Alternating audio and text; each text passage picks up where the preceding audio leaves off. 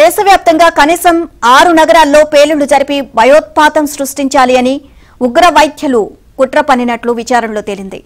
ఉగ్ర డాక్టర్లను ప్రశ్నిస్తూ వారి నుంచి స్వాధీనం చేసుకున్న డైరీలు, నోట్స్, డిజిటల్ ఆధారాలను పరిశీలిస్తున్న క్రమంలో దర్యాప్తు అధికారులు పలు కొత్త కోణాలను వెలికితీస్తున్నారు. దీని ప్రకారం ఉగ్ర డాక్టర్లు తమ కుట్ర అమలు ప్రణాళికను 4 ఏళ్ల క్రితం 2021లో ప్రారంభించారు.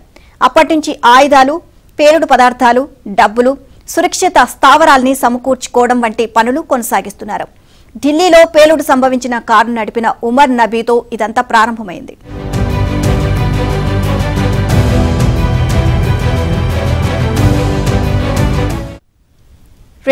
లో శ్రీనగర్లోని ఉమర్ నబీ క్లినిక్ కు ఇమాన్ ఇర్ఫాన్ అహ్మద్ అనే వ్యక్తి తన కుమారుణ్ణి చికిత్స కోసం తీసుకొచ్చాడు.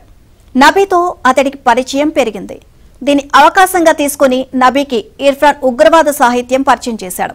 ఈ క్రమంలో ఉమర్ నబీ ఉగ్రవాదం వైపు మరలాడు. హర్యానాలోని అల్ ఫలా యూనివర్సిటీలో తనతో పాటు పనిచేస్తున్న ఇతర వైద్యులను కూడా ఈ దారిలోకి తీసుకొచ్చాడు.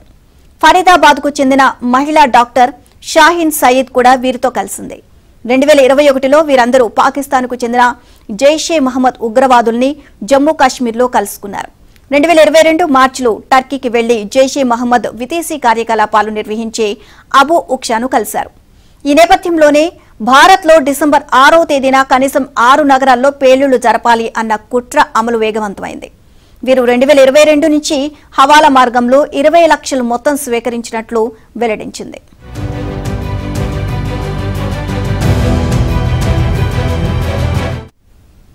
హర్యానాలోని అల్ ఫలాహ్ యూనివర్సిటీ ఛాన్సలర్ జావేద్ సిద్దికీ సోదరుడు హమోద్ సిద్దికీని మధ్యప్రదేశ్ పోలీసులు హైదరాబాద్లో అరెస్ట్ చేశారు. హమోద్ సిద్దికీపై 2000 సంవత్సరంలో పలువురిని మోసం చేసినట్లు కేసులు నమోదయ్యాయి. అప్పటి నుంచి అతడు పోలీసులకు దొరకకుండా తప్పించుకొని తిరుగుతున్నాడు.